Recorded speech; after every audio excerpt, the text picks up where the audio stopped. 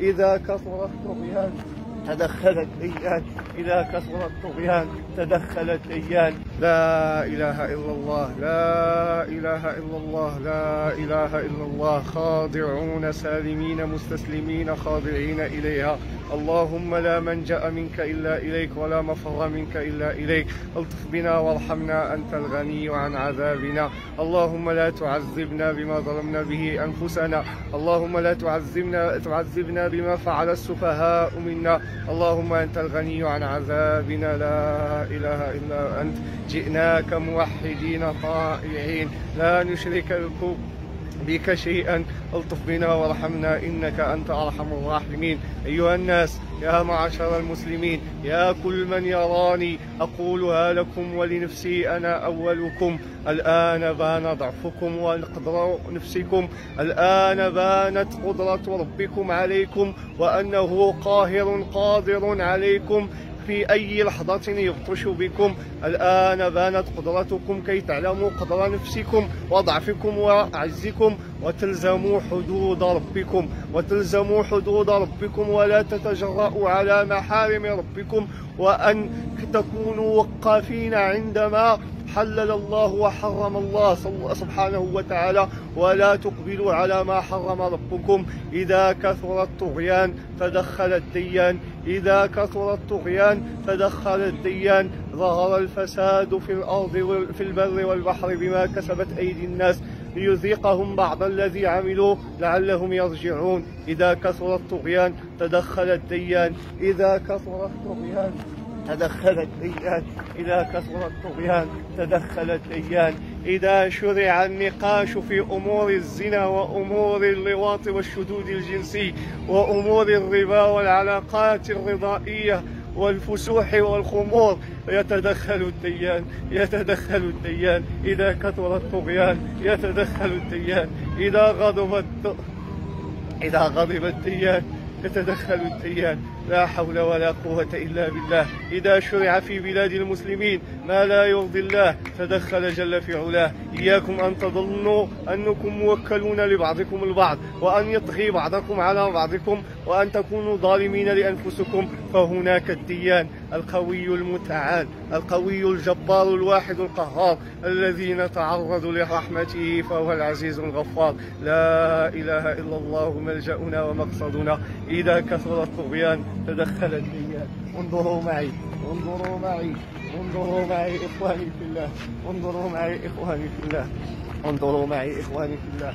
أسأل الله أن يجعلها موعظة ولا يجعلها قارعة عذاب أخذ من. نسأل الله السلامة والعافية. كما ترون يا إخواني في الله، زلزال بمقدار 7 شي حاجة. هذا الزلزال لولا رحمة الله وفضله علينا فوالله الذي لا إله إلا هو لكانت هذه الأرض بإنسها وجنها كالدقيق، والله كالدقيق. وتعلمون أن بلدان ضرب فيها الزلزال بنسبة قل من هذا الأمر بحال ما هكا وقل من هكا وشتو الحال ديالها. لكن رحمة الرحمن أراد أن ينذرنا كي لا نطغى ولا نتمادى في الطغيان، فتدخل الديان. إذا كثر الطغيان تدخل الديان. أيها الناس، ارجعوا إلى الله وتوبوا إليه توبة نصوح، ارجعوا إلى الله وتوبوا إليه توبة نصوح. لا إله إلا الله. ظهر الفساد في البر والبحر بما كسبت أيدي الناس ليذيقهم بعض الذي عملوا لعلهم يرجعون، لعلهم يرجعون. اللهم إنك قوي، اللهم أنا عندي وأعلم بقدرتك التي ليس كمثلها قدرة، وأنت القوي المتعال، أن هذا الأمر كشيء فوق جناح بعوضة. والله لا، الله قوي قادر قاهر. وأنتم ترون كان الإنسان كل واحد منا في حاله ما بين فينة وأخرى وثانية تفاجأ بهذا الصاعقة اللي كل واحد تيقول اش هذا الشيء. كاين اللي كان واقف بحال هكا ولا مايل بحال ما هكا، كاين اللي طاح من طروج، كاين اللي طاح على راسو، كاين اللي مسكين يخرج وليداتو ورابط ليه دارو، كله وحالو فكل واحد من هنا من رحمه الله والحكمه. شحال من واحد تيقولها لي في هذه اللحظه، شتي في هذه اللحظه فاش وقعت الواقعه، خلي من قبل ما تزعزع بك الارض، قبل ما في اي واحد فاش تزعزعت به الارض قال لي والله يا خويا تذكرت الا تقصيري وذنوبي وتركي لصلاتي وانا ماشي مستعد. فوالله واحد المشهد حضر لي الاخ ديالي على ما تيحكي لا اله الا الله،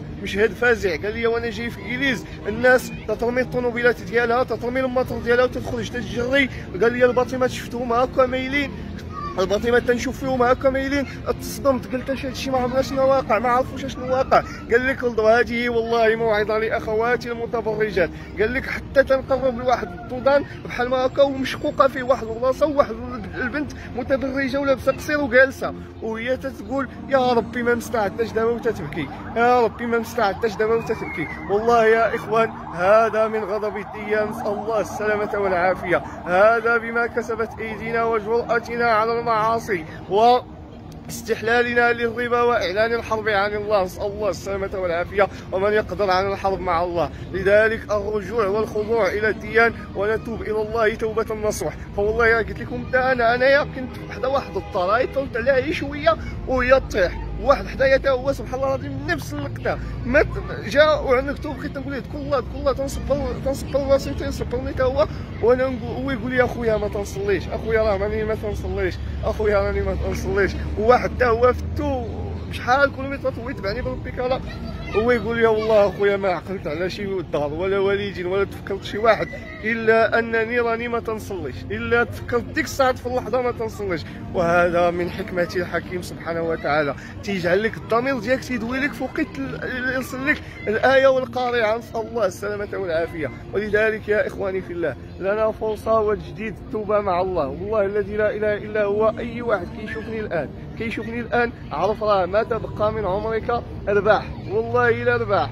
فحاول ان تصلح ما تبقى مع الله سبحانه وتعالى، واعلموا ان الله قادر بكم، قادر عليكم ان يعيد هذا الامر عليكم بقوة أكبر من هذا، لكن نرجو رحمته ونتذلل ونحن الفقراء إليه. لذلك يا إخوان والله أنتم ألم تذكروا قول ربكم إذا زلزلت الأرض زلزالها وأخرجت الأرض أثقالها وقال الإنسان ما لها يومئذ تحدث أخبارها. الناس سلوا اش واقع يومئذ تحدث أخبارها بأن ربك أوحى لها يومئذ يصدر الناس أشتاتا ليروا أعمالهم. الناس اليوم والبارح مشتتين وخايفين وناعسين في الزنقه وباش تيشوفوا اش واقع وفازعين، يصدر الناس اشتاتا فازعين. لكن غدا يومئذ يصدر الناس اشتاتا ليروا اعمالهم. فمن يعمل مثقال ذرة خيرا يراه، آية قوية. ومن يعمل مثقال ذرة شرا يراه، نسأل الله السلامة والعافية. والناس تيجري وانا اقول لهم ذكروا الله. فين المفر كيف قالنا الله سبحانه وتعالى بالله عليكم ألم تذكروا معي قول الله جل في علاه سبحانه وتعالى لما قال يقول الإنسان يومئذ أين المفر كلا لا وزر إلى ربك يومئذ المستقر. أجدرتي واذكروا الله. نسأل الله أن لا يجعلنا من الغافلين وأن يرحم إخواننا الذين كانوا تحت التراب، الذين توفوا من هاد 800 وشي حاجة باش انت أحسن منهم. والله إلا شتي رباح، والله إلا راك شتي رباح. ولذلك أقولها لكم أيها الناس ربكم قاهر عليكم قادر عليكم وإياكم أن تنسوا قدرته يا ذا الجراحنا. سببنا أننا نسينا أن الله رقيب علينا. والله لا إنه قوي متعال، والله لأنه قوي المتعال، فإنه قوي المتعال. ونعوذ بالله أن نتعرض لغضبه وعقابه. لذلك التوبة جزاكم الله خيرا. الإنسان يقبل على الله، الإنسان يقبل على الله. ما حتى هذه الفرص كاينه، راه ما بقاش غادي تنفع الفرص الا فات الفوت الانسان ودخل تحت التراب. نسال الله ان يرحمنا وان يلطف بنا. وهذا الامر لمن كان له قلب او القى السمع وهو شهيد. اذا كثر الطغيان تدخل الديان. نسال الله السلامه والعافيه.